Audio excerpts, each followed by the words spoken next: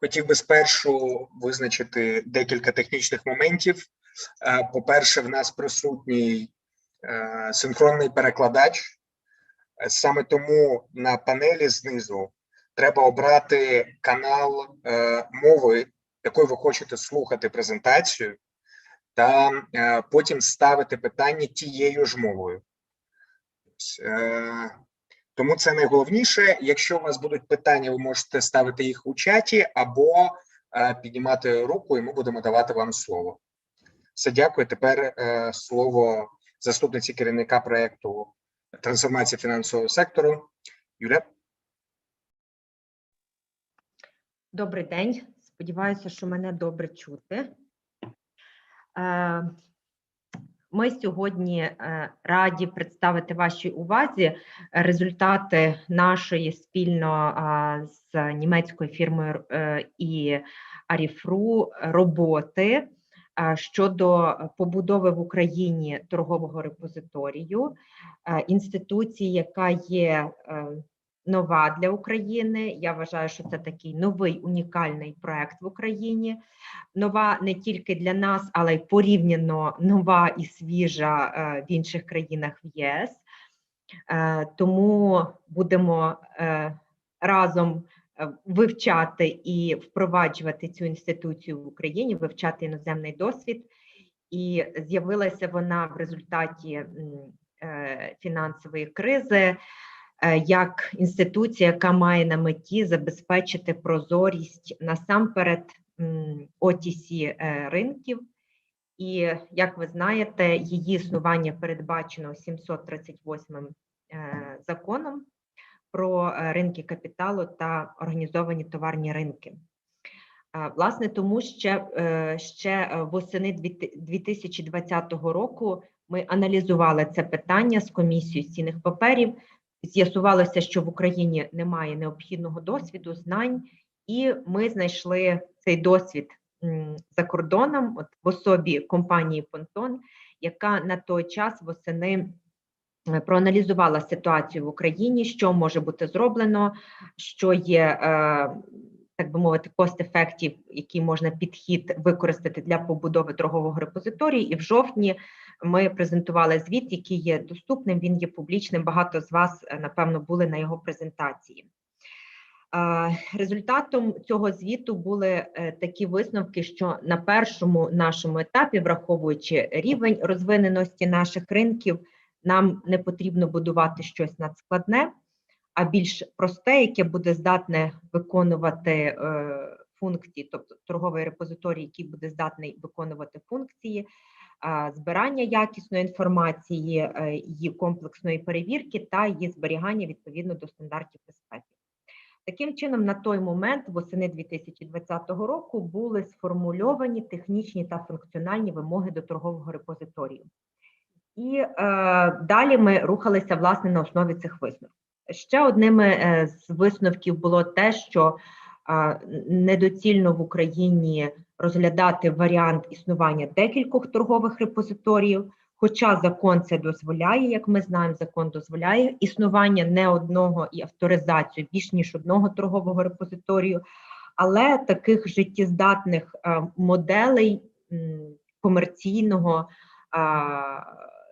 функціонування декількох торгових репозиторіїв в принципі не вбачається, і про це свідчить і міжнародний досвід, тому навряд чи ми можемо на це розраховувати, хоча всяке буває, але навряд чи це буде доцільним навіть при збільшенні ліквідності та обсягів торгів на нашому ринку. Насамперед, зважаючи на витрати на побудову та експлуатацію торгового репозиторію. Тому що було вирішено робити на другому етапі? На другому етапі разом з компанією Понтон та на основі Аріфру було вирішено побудувати Minimum Viable Product, протестувати його таким чином, щоб це був такий початковий продукт, який можна далі розширювати, додавати функціональність і, в принципі, повноцінно використовувати як торговий репозиторій. Знову ж таки, наш проект, як проект UCD «Трансформація фінансового сектору», він закінчується у жовтні цього року. Власне, ми те, що обіцяли, і те, про що домовлялися з комісією, і те, про що розповідали вам, виконали. І це сьогодні буде презентувати Тіло та Олександр. Але треба розуміти, що торговий репозиторій – це не тільки програмне забезпечення, це і процеси, процедури, як існування, власне, самої регуляторної бази, з якою ми, до речі, також допомагаємо комісії. Є юридична фірма і наші юристи, які допомагають разом з комісією, можна сказати, ми пишемо нормативку по торговому репозиторію, тобто це один блок, який має бути завершений, повинні бути розроблені відповідні процедури авторизації, нагляду торгового репозиторію. Власне, це завдання, знову ж таки, комісії, регуляторів, навчання, підтримка системи, аналіз даних. Тобто ми сьогодні презентуємо один компонент з цієї всієї екосистеми, а далі все також буде залежати від регуляторів, від тих потенційних суб'єктів, які будуть подаватися чи бачать себе як майбутніх торгових репозиторіїв, зокрема це Аріфру. І, власне, далі ви почуєте можливий там таймлайн і розвиток подій, як це все може відбуватися. У мене все як вступне слово, і не забувайте, що можна питання ставити в чаті, можна піднімати руку, і ми потім включимо мікрофон, після завершення презентації. Дякую всім, цікавого прослуховування і корисної інформації. Антон? We can begin.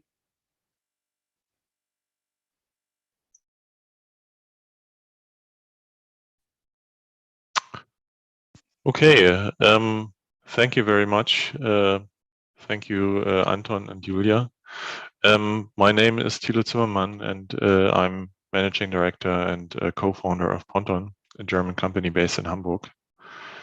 I've had the privilege of working with the FST-TR team and also the Commission and SMIDA and market participants in this project, which, as Julia has mentioned, has had 2 phases so far. So I'm going to be talking a little bit about project goals and the approach. And afterwards, I'll be turning over to my colleague, Alexander, who will give you a demo of the system. And after that, I'm going to wrap up the project outcomes. And then we'll talk about the way forward. And from my perspective, I would welcome it if you ask questions, maybe in the chat would be easiest. And I usually give a break so that Alexander can switch to the next slide. And Anton, if you can just jump in there and tell me if there is a question, I'd rather take it right then. Okay.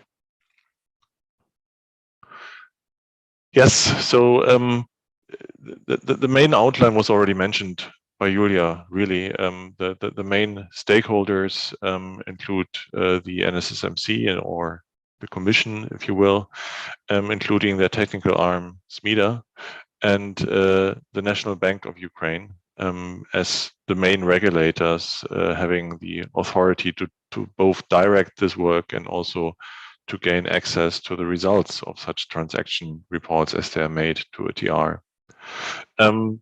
Further stakeholders are the NDU, financial exchanges. We've had discussions with them both in the context of the consulting engagement in last year, but also this year, and banks, because these play a special role in this context, because firstly, they have the most volume in terms of trades, relatively speaking, and secondly, under the regulation, they have an obligation to report on behalf of their non-financial counterparties. In Western Europe, that's actually optional. So as a market participant, you can either report yourself or delegate it. But that's not the case under Ukrainian law. And I think that makes a lot of sense because it bundles the reporting function and it also increases quality. The goals of the project were to build what we call the minimum viable product, MVP. You can say prototype, I guess, but the main point is that this is the minimum needed to demonstrate the main functions of the TR. We will not throw this away, rather it can be built out over time. So some parts are missing, some parts can be made prettier, but this is not supposed to go away, but to grow over time. The main functions of a TR are to gather, validate, and disseminate data. And dissemination primarily means to the authorized people at the supervisory or regulatory authorities.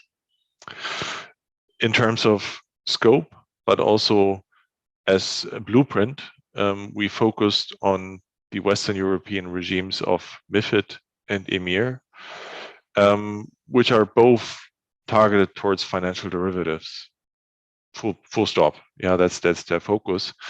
But we also looked at how the system might work if a decision is being taken to also include commodity reports, in particular energy. That would be REMIT.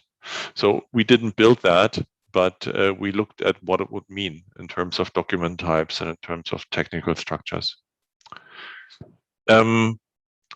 So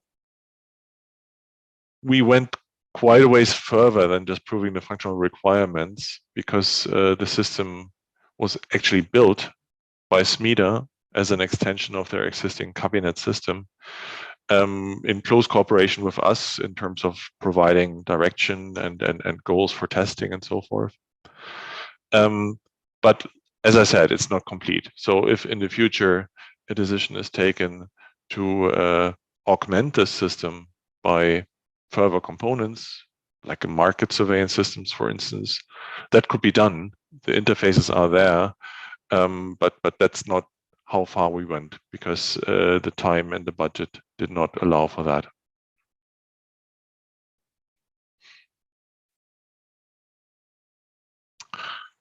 Right, so Julia already talked about the consulting engagement and the final report. I think some of you were present last fall at the final presentation.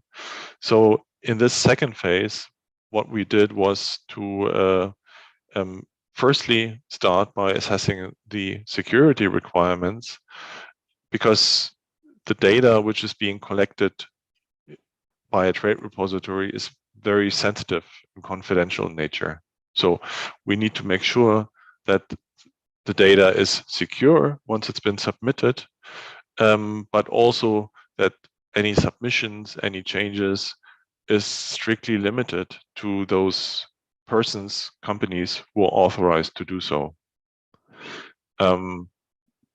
After concluding that with an assessment that we could work together with SMIDA by extending the cabinet system, we actually went ahead and did this by implementing priority features. But since we made pretty good progress, we also added quite a bit of stuff from the backlog. In other words, a prioritized list, which would be kind of nice to have, or very nice to have, but not strictly minimum. In the course of that, we gathered feedback from stakeholders and market participants. I have to be honest, we did not achieve a full end-to-end testing. And in fact, that would have been impractical, infeasible, because in reality, we only had 4 months time. And the system would have been ready after about 2.5 months. But for a bank or an exchange to build a testing capability so that they can submit XML files, which are fairly complex, is something which can't be done in 6 weeks. So the feedback in that sense was restricted to just explaining the system, having a look at screens, and providing sample material, sample files, the schema which we used. And I think this engagement would need to continue for this to be a success as an actual TR. On the side of this, if you will, in parallel, we also worked with the legal team, which the FST project had chosen to supplement the Capital Market Reforms Act with secondary legislation supporting the trade repository. And some colleagues from the law firm of Equo, which formed that team, are actually present in the call here.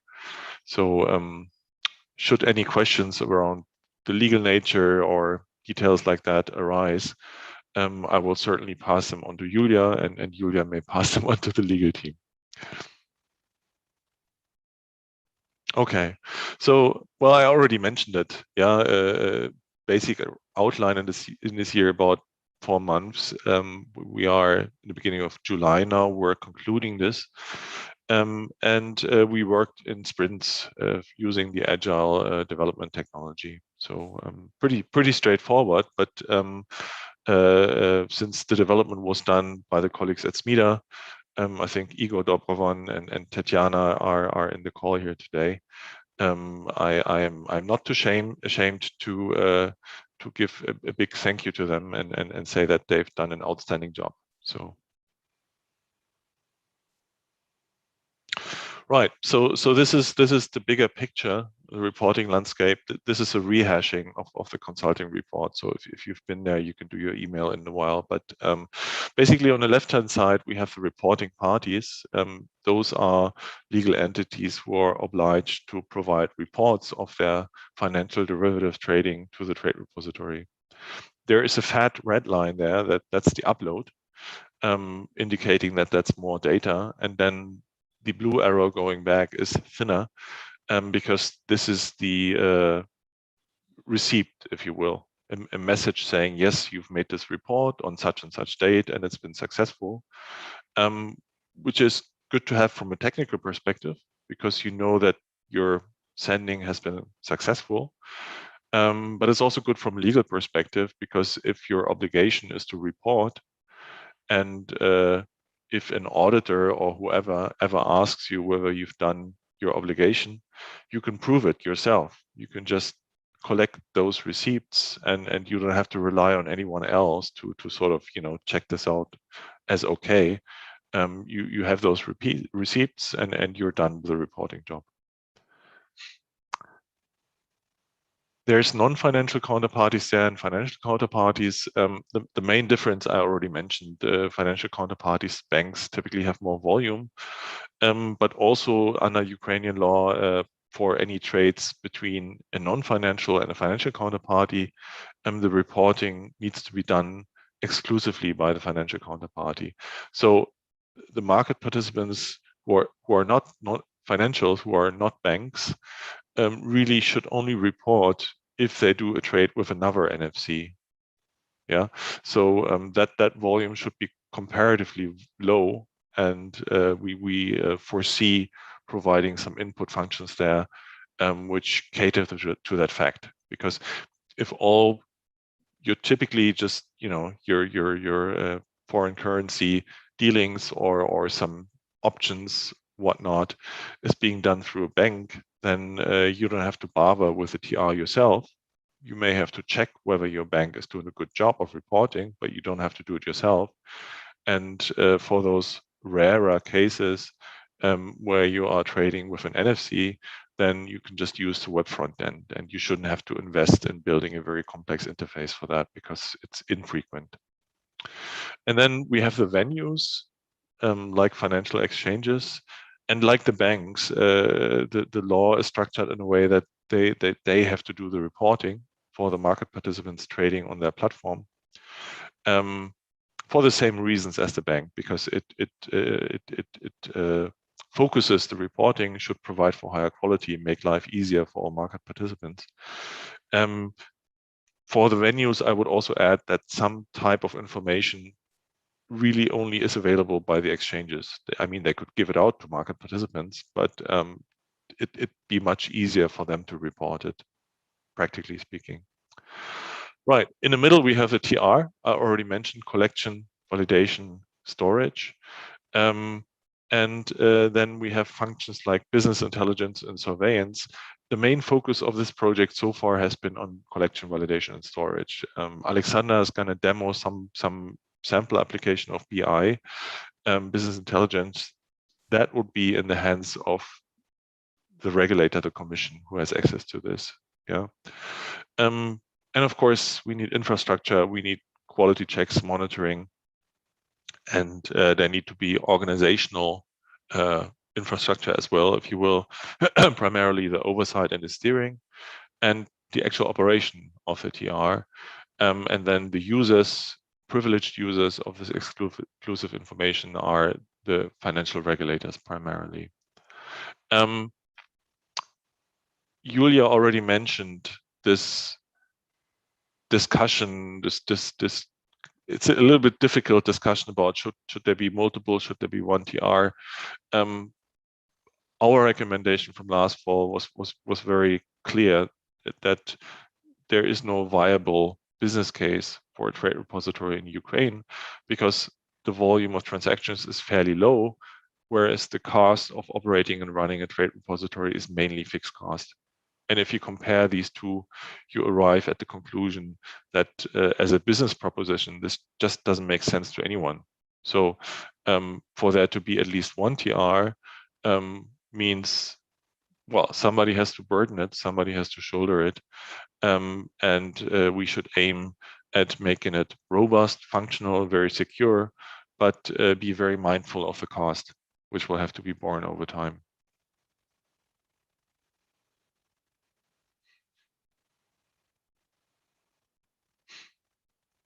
I'm putting in a long pause here for Anton to speak up if there is any comment. No, okay. No, not yet. Yeah. Right. So I already talked about this, right? So this is nothing but a zoom in. So next slide. Focusing a little bit on the front end. So how do you as a market participant actually get the data in? Yeah. It doesn't matter whether you're an exchange or a bank or a non-financial counterparty. We foresee three different channels. Starting from the top, the easiest in terms of setup is to just go onto a web front end and use forms to type in the data. Maybe it would be helpful to have access to old reports and then to be able to reuse them sort of as a copy and change function, but primarily it's a manual web front end. Secondly, would still be a manual logon, but rather than using a form, you can upload an XML file yourself. Now, the question is, where does this come from? You have to prepare it locally. And this can be done in various ways. It can either be exported from some system of yours, or there are simple XML editors or Excel-based tools which should help you to prepare these XML files. Typically speaking, if you have a transaction report and you are active in this particular asset class on a fairly regular manner, then say you have to make one report per month or one per week, doesn't matter. Then typically between 1 week and another or 1 month and another, those files are not terribly different. They might be fairly complex, but most of that is in describing the product you're trading and in identifying yourself and in providing timing and all this. Sometimes it's as simple as just changing the date and changing the price. So for that reason, having this upload of an XML file is a very good thing, because it would offer you sort of a middle ground between having to invest in an interface and always having to make it up from scratch, which is what Channel 1 is all about. You just start with a blank slate effectively. And then there is option 3.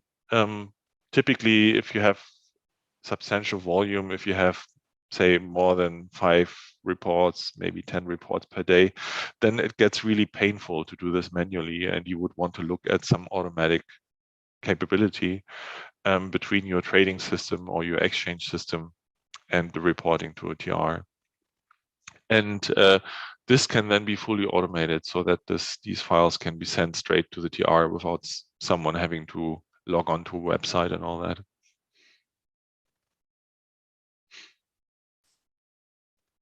Right, so I mentioned MVP, minimal viable product.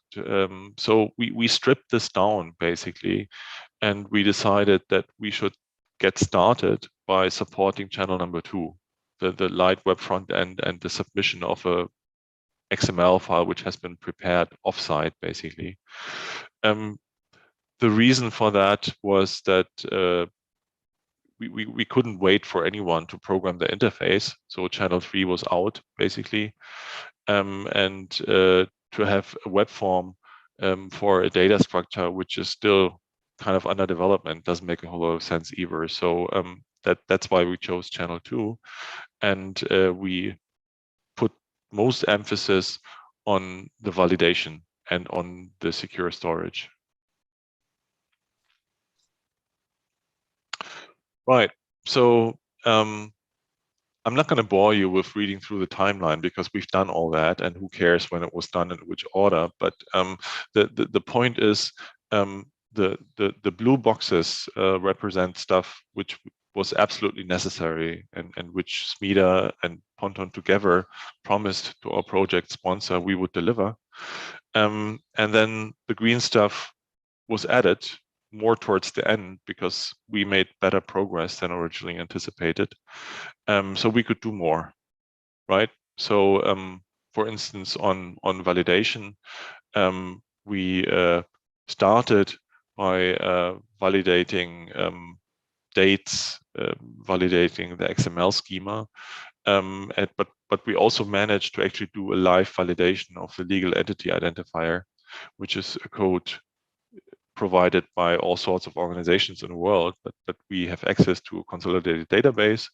And even in this MVP version now, if you input a bogus LEI, you just made it up yourself, then that's not going to go through because it needs to be the right LEI from the live data source.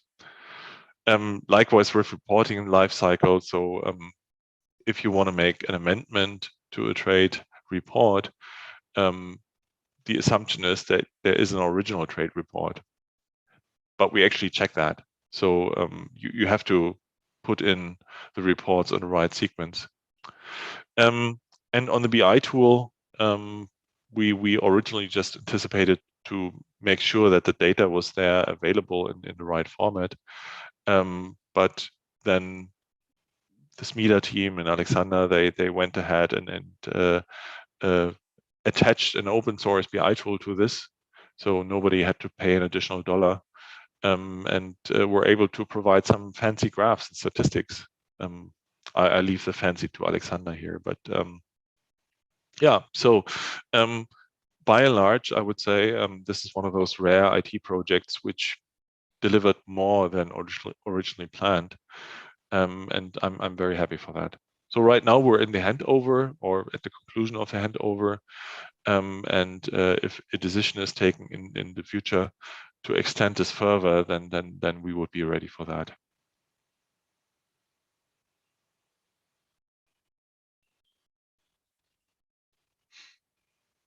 Okay, I think by doing nothing, Alexander has given me the signal that he's ready to take over the demo. Yes, so over to you, Alexander. Yes, thank you, Thilo. Thank you. Good day, everyone. I'm Alexander, the project manager of the MVP development. And today I'm really excited to guide you through the project outcomes and give you a demo of the Trade Repository MVP. I hope you can see the Smida development page. Yeah, all right, good. Yeah, then let's begin directly with the MVP demo and come back to the presentation slides after you have a system overview. The development system is hosted currently at Smida Resources. If you're familiar with the Smida Cabinet webpage, you will recognize some design parts here. the SMIDA cabinet system has been found sufficiently similar in scope and also satisfied applicable regulations on data security, such that it could be extended and modified. So our MVP benefits from that, using some adapted parts of existing setup of SMIDA. The access to the website is restricted by an IP filter and not publicly available. Currently, only SMIDA and Ponton have an access. Also, the MVP requires a valid qualified electronic signature and a password for authorization. The qualified electronic signature can be obtained, for instance, at the Central Certification Authority in Ukraine, named Centralny Zaswieciwalny Organ. Our website contains 4 main blocks. We have, first of all, the submission block.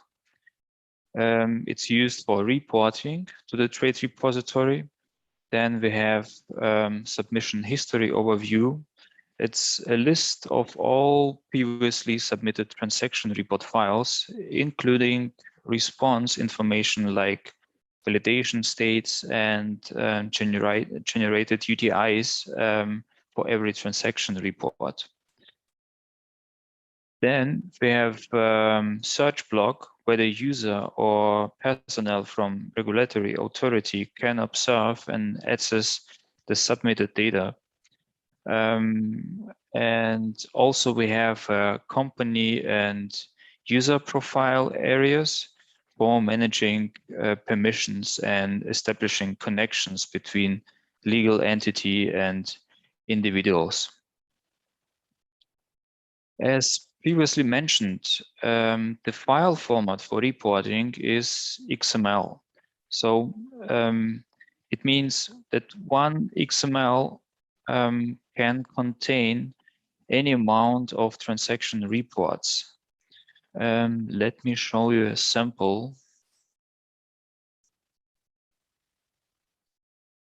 Here's a sample for 4 transaction reports within an XML file. As you can see, we have here 4 report tags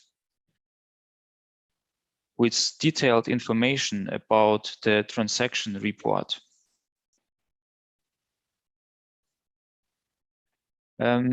Let's go back to the slides to have a brief overview of our MREFIT fields.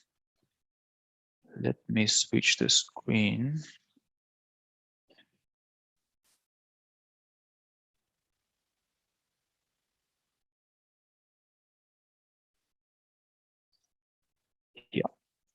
Yeah, here we go. So MREFIT fields, there are 203 fields in total, according to the ESMA's final report on technical standards under MREFIT. There are 3 main group fields, like identification of counterparties and other entities, including the direction of the derivative. For instance, we have here report submitting entity, counterparties, nature and corporate sector of counterparties, etc. The second block contains specification, identification, and classification of derivatives like trade ID, ISIN, contract type, asset class, and clearing. And the last field group describes collateralization and contains information about collateral portfolio, initial and variation margin posted by the counterparties, and collateral currency. So the MREFIT is based on the ISO 20022 XML standard. The XML schemas itself are not published yet. What is the ISO 20022? It's a single standardization approach used by all financial standards initiatives. In other words, it's a basket with message definitions for communication and data exchange on the financial market. Not all fields in MREFIT are required for each message. The decision regarding an obligation for having the legal entity identifier, ELI, is still outstanding by the NSSMC. Currently, the Commission considers using the EDRPO for the identification of counterparties. Also, optional fields should be reported if relevant, and the rejections are falling under 4 categories like XML schema, permission, logical, and business. On the next slide, we see a few examples for field requirements. For instance, the reporting submitting entity ID should be the legal entity identifier containing a 20 alphanumeric character code. And here we have an additional example is a derivative direction that indicates who are the buyer and the seller in a trade. Also, every transaction report has an action type that defines whether the transaction report is new and has not been reported before, or it's an amendment on an existing transaction report. An amendment is, for instance, when the initial report had wrong currency or price and should be updated, or the reported trade was terminated completely. The MVP system validates the combinations of action and event types according to the MREFIT requirements. So let's go back to the MVP and submit some reports to see how the processing works. I hope the screen is switched. Yeah. Okay, all right. So submission allows multiple XML files. Let's report some samples from development. We have 3 files here. Also, before the submission, we have some simple checks on the front-end side whether the report file is using the valid XML schema, or the report date obligations from the legislation are fulfilled. In case of errors, the user will see a warning message that precisely describes the error source. Every submission requires the signing with 2 qualified electronic signatures. One is a company signature, and the second one is a personal. The file transfer is also secured by provided signatures. Here, let me add the second one.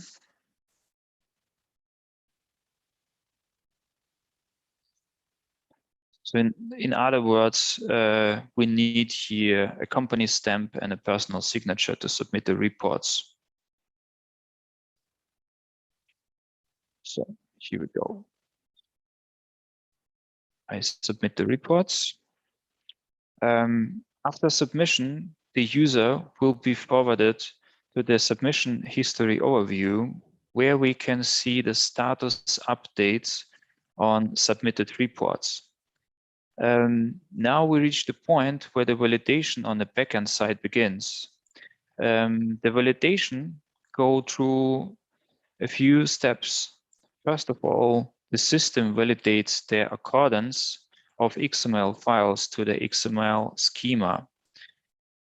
Afterward, the key data of the transaction reports will be extracted and stored into a relational database. The XML file will be moved as is into the flat file storage. Once the data was stored, the validation model ensures that the data requirements and simple business rules are met. Those are currently reporting date obligations. Then we have double reporting, for instance, if some transaction reports were submitted earlier and are duplicated.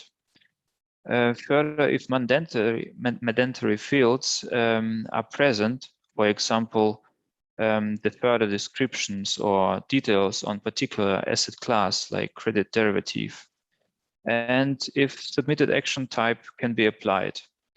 In case of amendment, the model checks first if transaction report exists at all to match the records.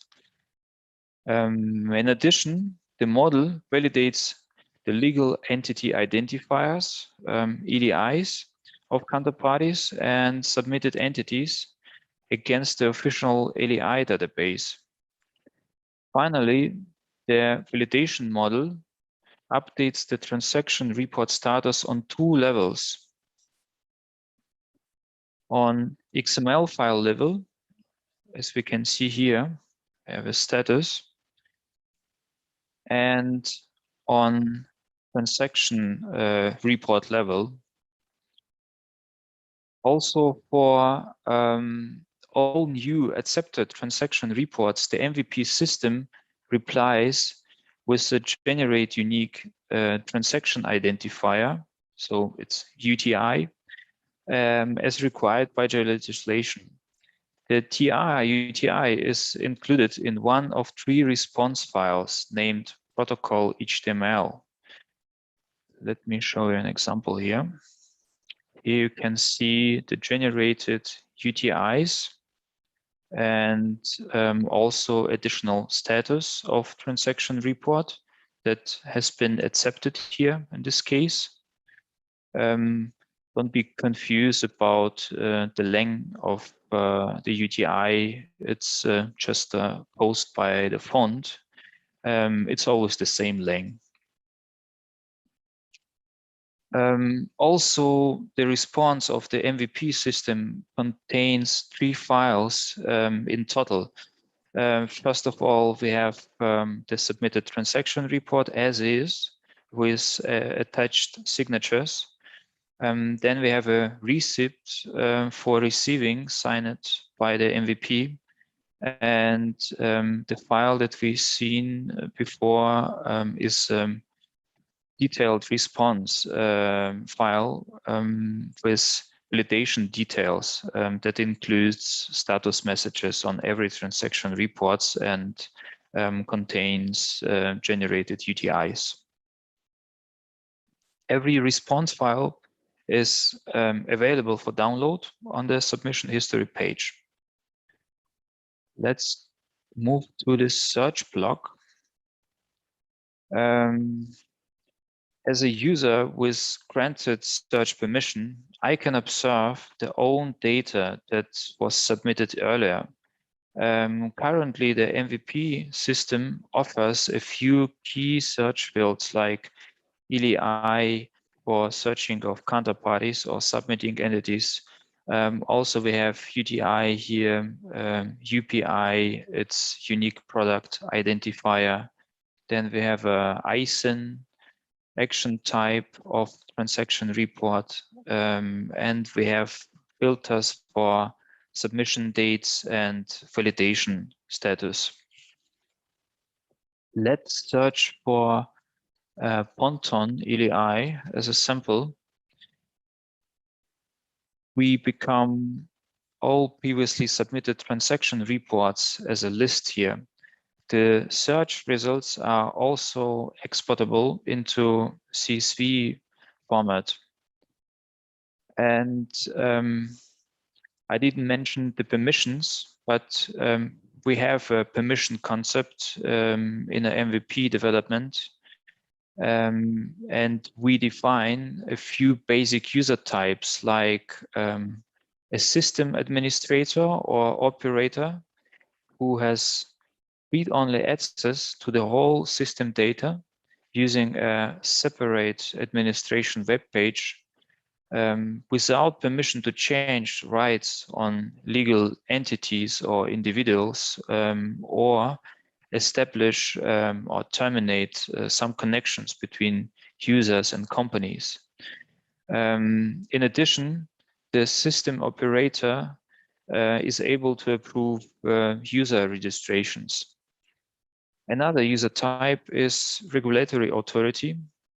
Regulatory authority is allowed to access the whole system data using currently only the search web page, but after the BI configuration meets all coming requirements, the access will be surely extended to the BI tool at later development stages for data assessing purposes.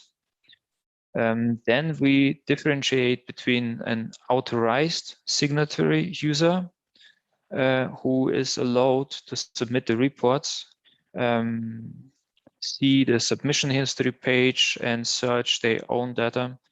Also, an authorized signatory user is allowed to manage permissions related to their own company and establish or terminate connections between users and companies. And at the end, we have regular user access. The access is based on assigned permissions. So if authorized signatory user adds a connection to the user and assign him some permission, the regular user will see the search page and maybe submit some reports.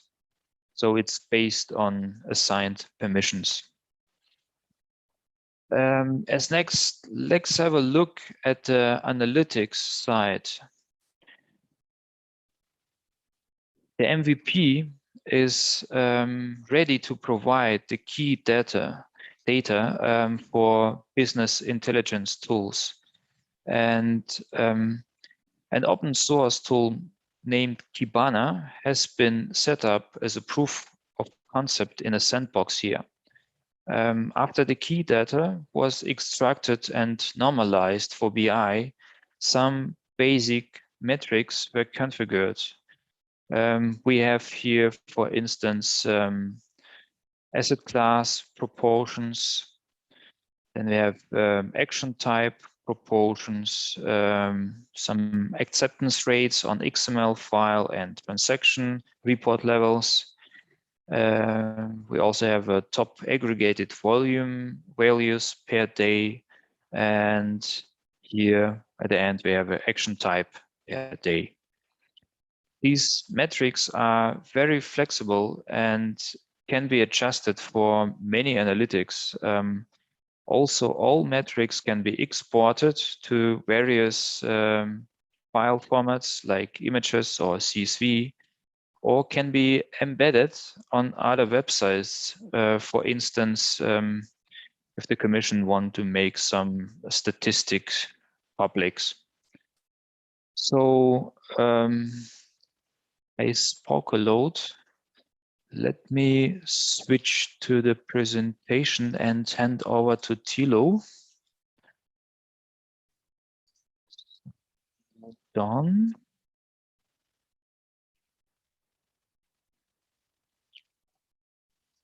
Yeah, this is the right slide.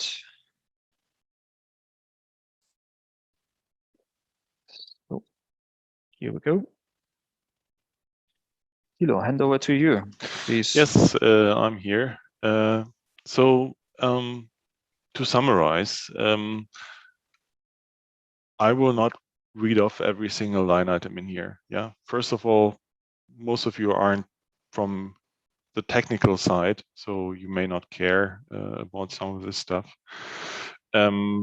We would like to focus more on the reporting obligations and on the content, and maybe have a bit of a discussion about that. I think you will get these slides after the call anyhow. So yeah. Collection. As I've already mentioned, we are reusing the authentication there of the SMIDA cabinet system. So if you're authorized to use that, then you don't have to create a new account. That is tied together. Yeah. So that's a good message.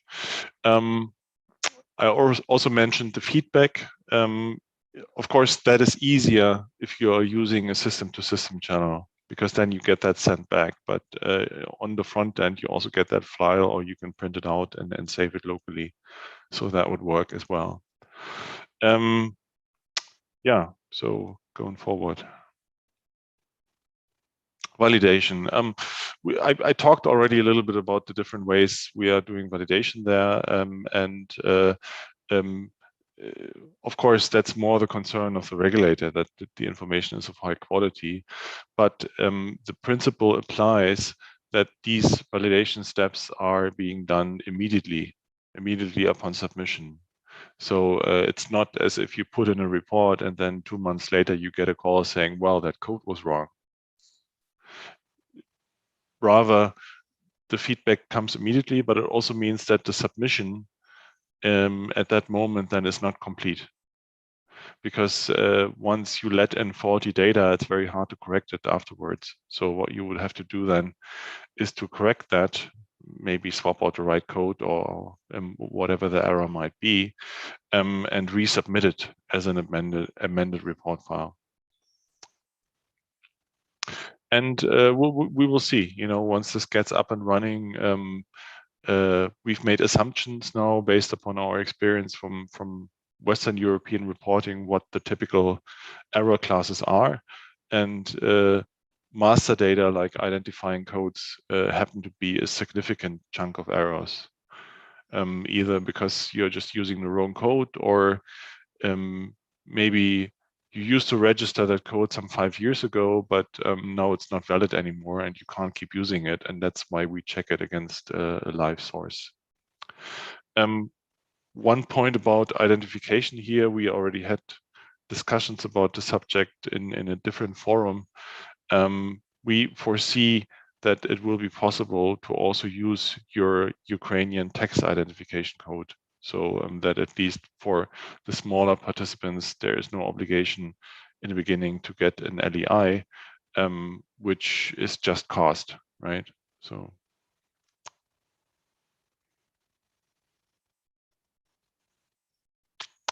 Okay, storage. So storage sounds very unsexy, doesn't it? You just stick the data somewhere and then it sits there for years on end. Well, but that's kind of the purpose of the repository. The repository is supposed to keep it in an orderly and organized fashion, and have this data still be available in years for the regulator, for audits, for statistics, whatever. And typical time frame we are thinking of here is at least 10 years, because 10 years is under different law regimes is how long you have to keep commercial records. And if this, 10 years, add 1 or more 2 years for it, that's a long time in terms of IT. You have to be prepared to maybe migrate to a new platform or change out the database, whatever the case may be. And then it becomes very important that the structure is clean. I think there was a question. I just saw that popping up, but I can't see it anymore. Anton, can you read that? Pardon me? You mean the question, right? That's right. Yeah. Or maybe I can bring up the chat myself. Aha, I can. No, I'm sorry. Fine. I see. Okay. So the question is, what would happen if the TR is not created because there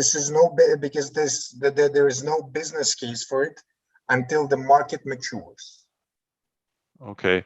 A very appropriate question. Very untechnical, I would say. So Julia, do you want to take this, or should I say something?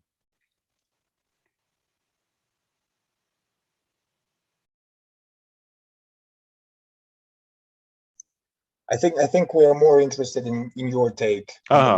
Very good. Yes. Well, so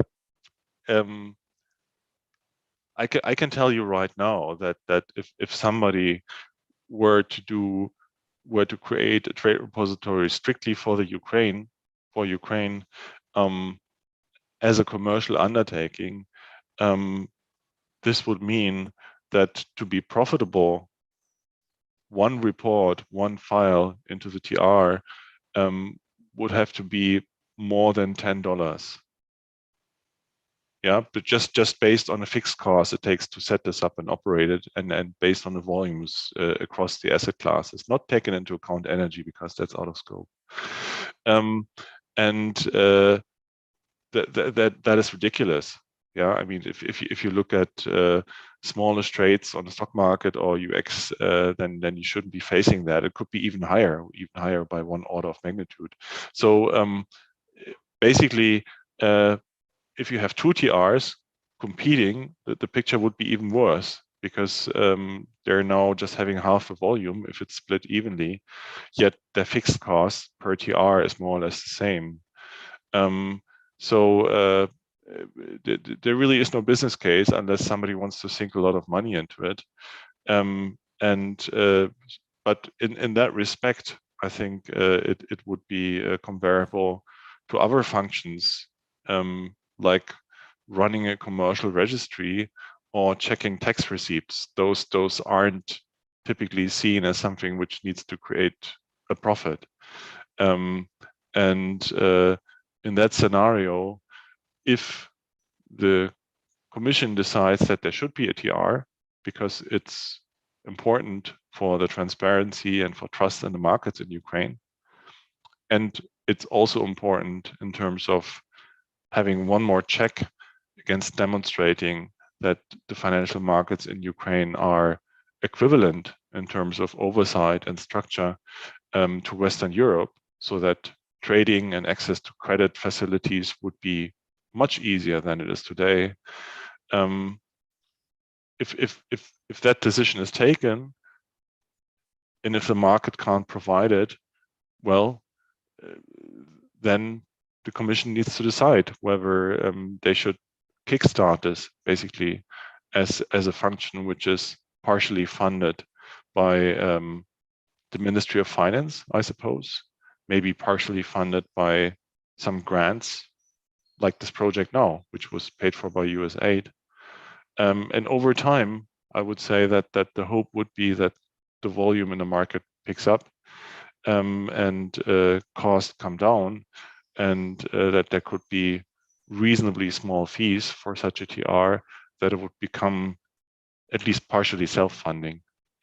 A situation where there are multiple TRs which have healthy business cases, which are competing with each other and which bring down the price of reporting to levels which we see in Western Europe, which is more on the order of 1 cent maybe, or 5 cents at most per transaction report. I can't see this far into the future, to be honest. Yeah, the only real scenario I could imagine is if some very big exchange emerges and they decide to provide this function in-house, but then it would be less because of commercial sort of just a narrow business case, but more as a consideration of the whole business case of an exchange. So that was a very long answer. But your question was, what happens if nobody steps forward? Well, if nobody steps forward, nothing happens. Of course. and my expectation would be that in the next year or two, it would need to be essentially tax funded or donor funded, because there is no business case. And that's why we did it like this. That's why we worked with SMIDA. The budget was very limited, and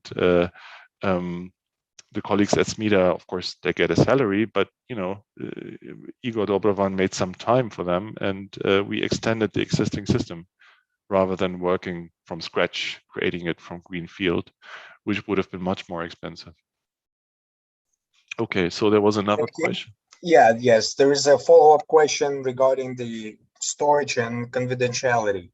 So the question is, how would TR keep confidentiality of information? Can the information collected by TR be misused by market participants if they manage to get access to it sooner than everyone else? Well, I'll start with the second question. If that were to happen, the answer would be yes. Right, so we need to prevent it from happening. The main focus of a TR really, from the perspective of the market participants, is a bit like a black hole. You throw data into it, of course, data of high quality and in timely fashion and all that, but then you don't really see your data again, nor should you. You get a receipt back saying that you reported it correctly. So the avenues of access from the front end are very limited. You can't dig around there and sort of look in let alone other people's reports.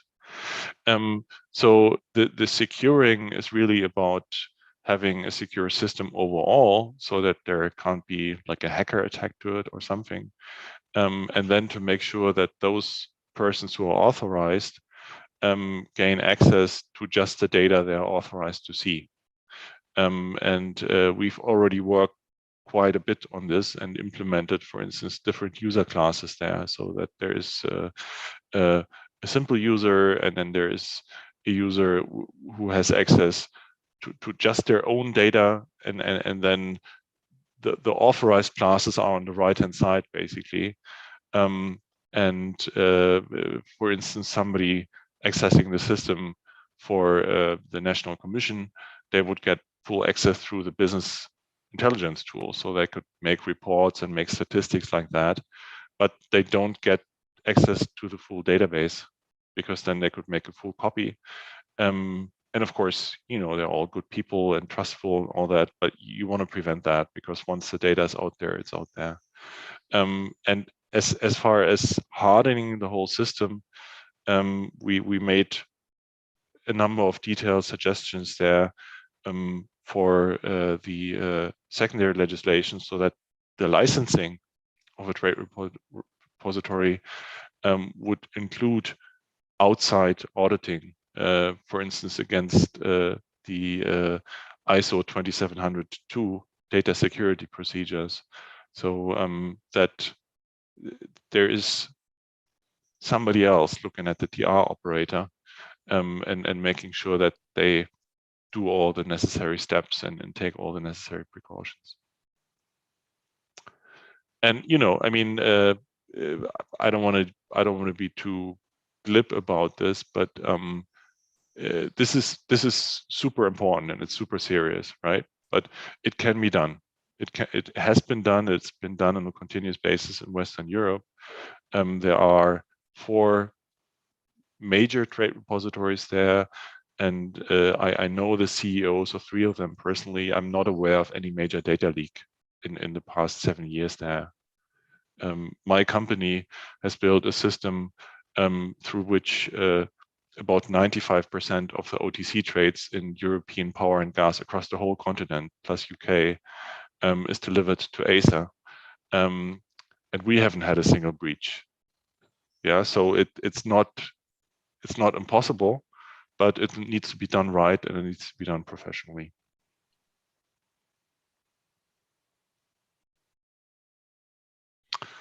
Okay, thank you. I think that was very extensive, and I think we can move on with the presentation. Yes, no, but I welcome these questions, because I think it's much more important than me just rattling off these bullet points. I think there is another one. It's to you, Anton, I think. Let's see.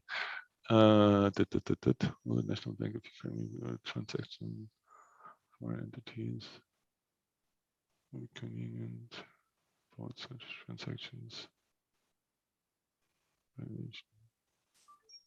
Right.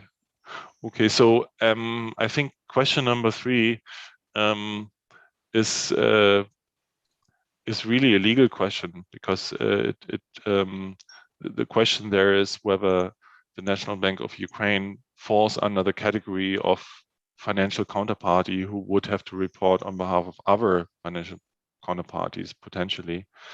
I can't answer this, to be honest. Yeah, I have Capital Market Reform Act. I have had that in English translation, and I read parts of it, but I don't remember this particular segment. Maybe somebody from ECWO can help. From ECWO, or maybe other lawyers. Tanya Hrishchenko, or our lawyers can jump in. Well, I can briefly answer question number 1. Given that the Ukrainian law requires reporting from July 1st, 2021, will the NSSMC issue a letter of public statement saying that the NSSMC will apply no sanctions for failure to report until everyone is functioning? Well, I mean, the legislation allows NSSMC to license a TR after July 1st and after the secondary legislation is accepted. So I think that is, so unless there is a TR, then of course there are no sanctions applicable in that case. And then when the NSSMC is going to issue its regulation on trade repository, well, it's being drafted, and we do in fact have colleagues from law firm ECWO present. They are familiar with the situation a bit more, and but it is on its way. It is on its way. So it is being developed. It's being discussed by market participants as well. Several market participants here already saw the draft. So afterwards, of course, it will be publicly available as well. So from a technical perspective, the TR, even the MVP right now, would be ready for reporting. But legal questions aside, I wouldn't recommend it, because we still have some homework to do there on the infrastructure side. And like I said, the data security questions should be verified by an outside party. So, but as Anton has said, there are 2 preconditions. Precondition number 1, secondary legislation is passed, and precondition number 2, at least 1 TR is licensed. Yeah, because if there is no TR license, obviously you can't report anywhere. So.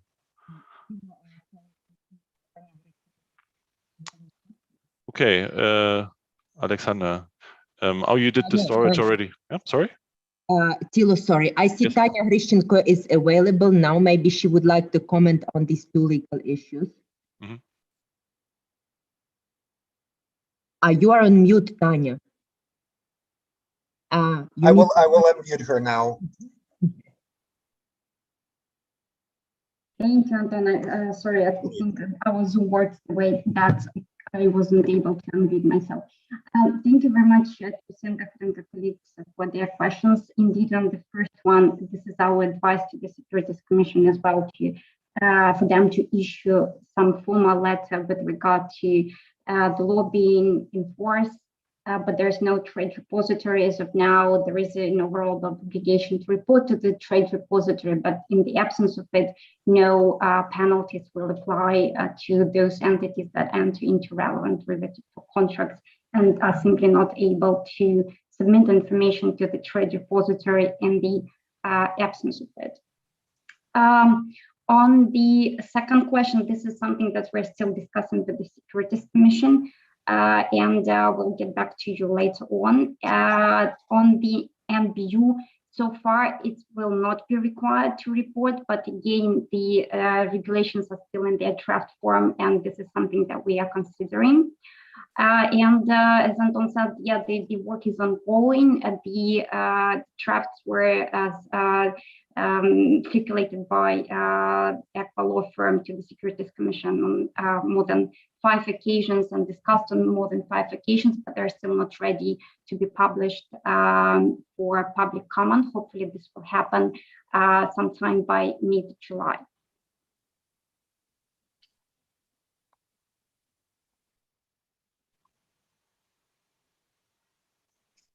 Thank you. Okay. Well, you know, more. Thanks a lot. Thanks a lot. Yeah, I think I'm getting confused by this, but I leave it to you, Anton, to maybe monitor this where there's new questions come in. Okay. So just one more point about storage. So longer term and being able to withstand the migration to some new platform. There is a separation here. Because the files as we get them, they can be fairly long and fairly detailed, you know, with references to products traded and venue codes and whatnot. What we do, even today, that's already ready, is that we extract key fields from these files and we stick them into a database, you know, key fields like the trade date or who is trading with whom, with their identifiers, notional value, total value, things like that.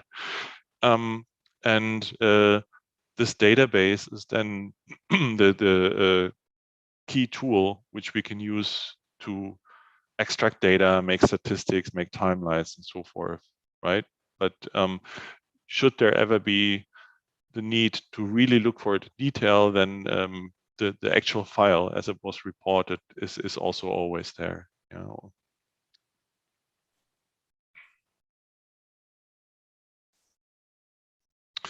Right. So business intelligence. I already talked about this a little bit. That we went further than we thought we would. Alexander has demoed it. Pretty pictures aside, this ability to look at some data in context is very important, because just one report itself does not tell you the whole story.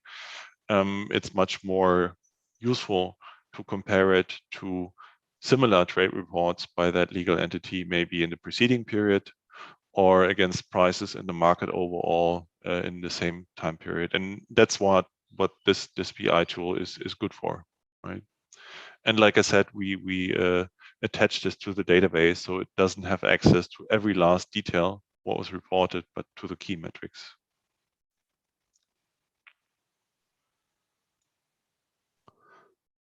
Right, so I already praised our colleagues from SMIDA. So once again, the team led by Tatiana Zolotova and SMIDA itself being managed by Igor Dobrovan. What we presented today is an extension of the existing system and reuses some of the key concepts in there. And we would never have been able to do it this quickly otherwise. So that was great. Yeah. I would like also to express to the SMIDA team my personal thanks for the cooperation. That spared us a lot of time by achieving the project goals. So it was very, very effective. So I think Igor raised his hand. Yeah. Okay. Yeah. Let's unmute him. Anton. Yeah. Доброго дня всім, колеги. Мене звати Ігор Доброван. Я директор агентства з розвитку інфраструктури фондового ринку, СМІДА, скорочено англійською мовою. І перш за все я хочу подякувати за можливість долучитись до цього проекту. Сподіваюсь, що досвід СМІДи в розвитку інфраструктури був дійсно корисним в цьому проєкті. І для нас особисто цей проєкт збагатив як методичними знаннями щодо роботи трейд-репозиторію, так і дав можливість нам оцінити наші існуючі проєкти, переглянути їх і знайти якісь інші вектори розвитку і зрозуміти, в якому напрямку ми будемо далі розвиватися.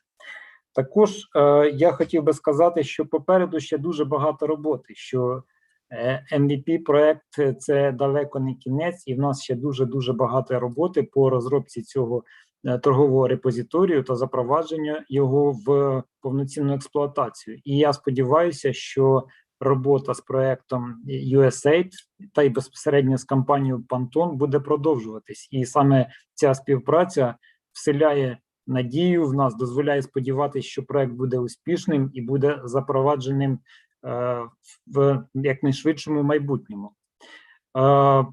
Для колег з ринку хотів сказати, що якщо є запитання особисто до мене чи до СМІДи, ви завжди можете звернутися як зараз, так і після цієї презентації вже по телефонам, які можна знайти на сайті СМІДа. В межах своєї компетенції ми завжди намагаємось дати відповіді користувачам наших систем. На жаль, я не зможу прокоментувати ті питання, які були задані сьогодні раніше, тому що, скоріше за все, це питання до регулятора стосовно штрафів, стосовно нормативних положень щодо роботи торгового репозиторію. Але на всі технічні питання, будь ласка, ми будемо раді надати відповідь і сподіваємося, що не так довго, як пройде часу, як цей проект запрацює повноцінно. Дякую ще раз безпосередньо таким особистостям, як Тіло і Олександр. Вони дуже підсилили нашу команду своїми знаннями і своїм ентузіазмом. Нам дуже приємно було з вами працювати і сподіваюсь, ми ще будемо багато спільних проєктів реалізовувати. Дякую.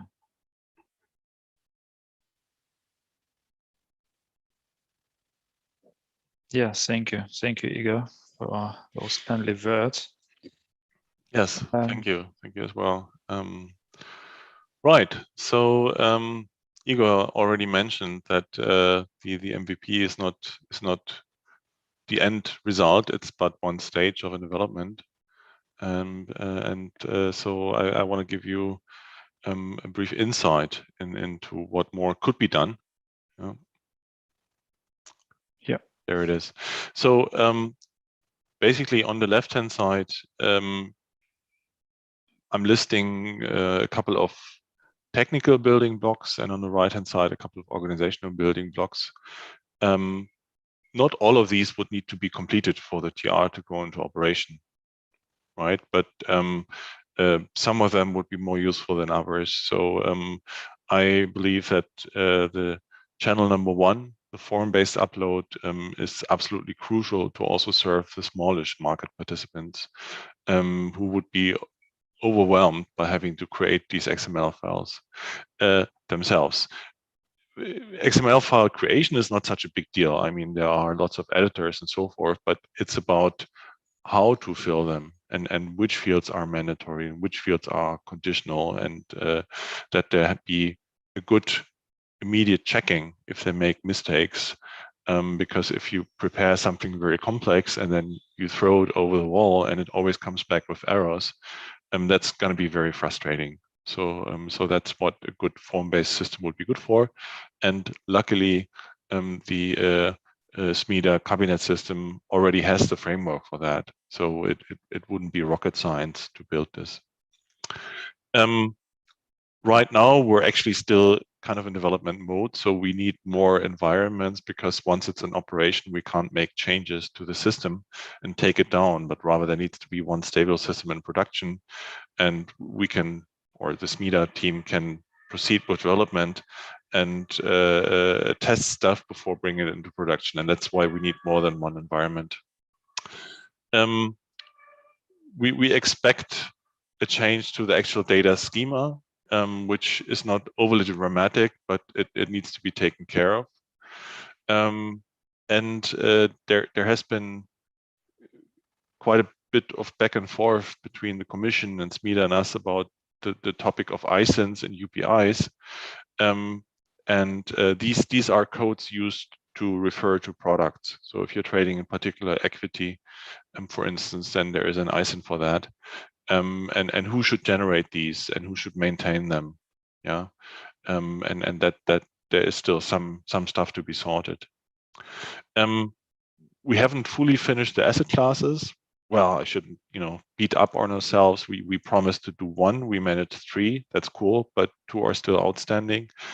But that's not such a big deal. I think it comes with the extension of the schema, but you have to do this in the right order. So, for instance, it would be wrong to start the form-based upload before having a complete view of the asset classes, because the forms are based on the XML schema in the end. Additional validation checks, I would think that that's optional, really. We need to get this going and see where the errors actually come from, rather than sinking a lot of time and money into areas where it might be a problem, but maybe it won't, So, but the framework provides for it. end user testing, this is absolutely crucial. Like I said, we didn't do this, we couldn't do it because we just didn't have the time. But I would say that once the switch to the email refit structure is there, would be a great time for a couple of pilot market participants and in particular venues, exchanges, to start building against this and start testing. So in that way, this testing would be a part of their individual rollout, their individual preparation. It wouldn't be just sort of, I'm doing a favor to the regulator, however useful that would be, but they have to build their interfaces. In the course of that, use the existing MVP as a test bed would be my preferred approach. Yeah, on the organizational side, increase market awareness. You could say we're doing it right now, but I think this needs to be a repeated exercise, and there needs to be more material around this. FAQs, technical materials. What do people actually have to prepare? What do the files look like, and so forth. The TR operator, that's at least our recommendation, would need to pass this data security certification. And that's something which can't be done overnight. It typically takes at least half a year. There should be some sort of business continuity, because the trade repository as such is not time critical. Yeah, if it goes down, if it's not available for 2 hours, trading doesn't need to stop. It's not the end of the world, right? But the data which has been submitted over the past years of operation, that needs to be secure, that even if there is a fire in the compute center or whatever. Yeah, so this is what the business continuity is about. It's not about super fast recovery, but it is about making 100% sure that no data is lost, which has been submitted in the past. The last 2 questions are organizational/legal. So how should a TR operator be set up? Would this be just a team inside an existing organization? Would there need to be a different legal entity? These are questions which, yeah, I have opinions on them, but it's really not my pay grade, to be honest. And the oversight of the TR is something which needs to be provided for, because somebody needs to double check exactly about those questions you asked. Who has access to the data? How do we make sure that it's secure? And it can't be a self-certification. Yeah. So there's still stuff to be done. And we at Ponton would very much like to keep being involved in this, and let's see what the future brings.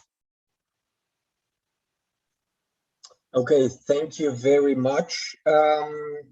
So I think we should open the floor to questions. If you have any questions, please either raise your hand and I will unmute you, or write them down in the chat and I will read them out.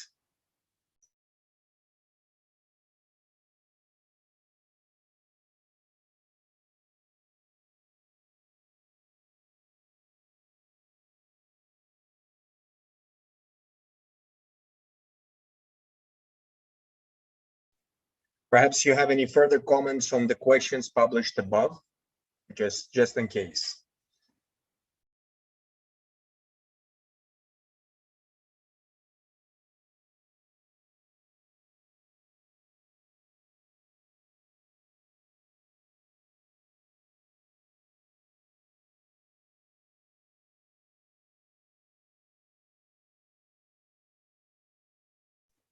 Okay, it seems like the presentation was sufficient enough to clear out all of the hesitations and queries.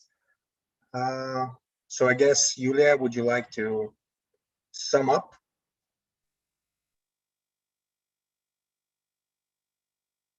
Ну, власне, дякую всім за участь, всім, хто брав участь у пілотному тестуванні, хто створював цей продукт. Я думаю, що це ще не кінець, буде продовження однозначно. Дякую Аріфру, Ігорю, Тетяні за їхню таку залученість і віру в цей проект. І я впевнена, що вони доведуться до завершення. З нашого боку, ми чим можемо, як можемо, ще до жовтня будемо підтримувати а потім вже сподіваємося, пізніше буде новий проект USAID щодо фінансового сектору, який, ну, можливо, повернеться також до цього питання, бо я думаю, що питання торгового репозиторію, воно важливе як для фінансових ринків, так і для енергетичних ринків. І тут можуть бути об'єднані зусилля не тільки там комісії з цінних паперів Національного банку, але, наприклад, регулятора НКРЄКП. Особливо це буде пов'язане з тим звітуванням, яке буде відбуватися відповідно до імплементації реміта, якщо і коли він буде імплементований в Україні.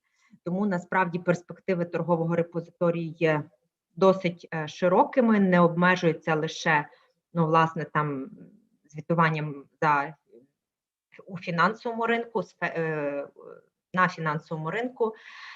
І, ну, побачимо, як це питання буде розвиватися, і сподіваємося, що він допоможе в підвищенні прозорості. Знову ж таки, якщо будуть використані ті можливості учасниками ринку, які передбачені 738 законом. Ну і, звичайно, ми сподіваємося, що далі буде рухатися проект Next.UA, щодо якого підписано меморандум. І ми в цьому напрямку працюємо, і якщо так дійсно буде відбуватися, то я думаю, що будуть збільшуватися обсяги торгівлі, ліквідність, і інструменти будуть, їх кількість збільшуватися, і буде що звітувати до торгового репозиторію. Дякую. Все, Антон, можемо завершувати тоді. Thank you very much, Alexander, Tilo, SMITA team. Thank you again. Dear participants, we will circulate the presentation. And if you have any questions, please forward them to us. And then we will answer them and, if necessary, gather around again. Thank you.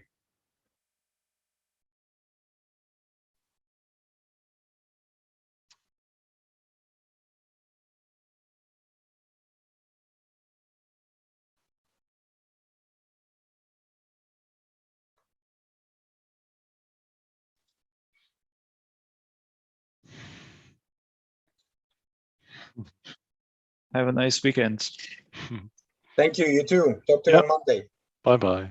Bye-bye.